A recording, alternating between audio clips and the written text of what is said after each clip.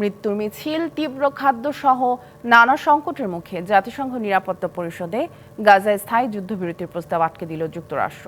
বুধবার আনা প্রস্তাবের উপর যুক্তরাষ্ট্র ভেটো দিলে নিন্দা জানায় চীন সহ বেশ কয়েকটি দেশ।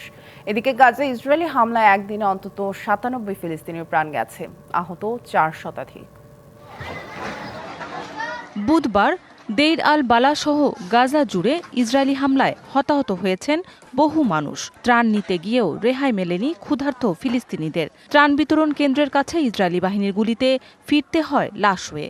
বাসস্থান, চিকিৎসা সেবা, তীব্র খাদ্যসহ নানা সংকটে বিপর্যস্ত ফিলিস্তিনিরা। এমন নাজুক পরিস্থিতির মধ্যেই নিরাপত্তা পরিষদে উত্থাপিত গাজায় স্থায়ী যুদ্ধবিরতির প্রস্তাব আটকে দিল যুক্তরাষ্ট্র।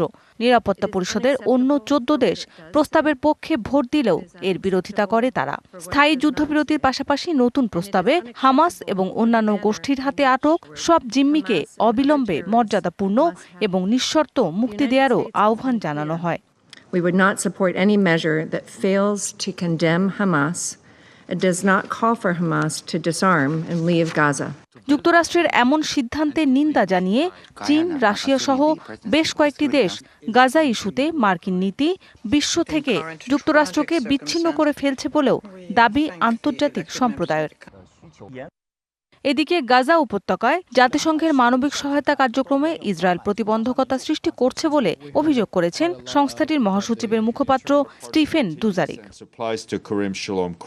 মৌসুমী শান্তা, ডিবিসি নিউজ ডেস্ক।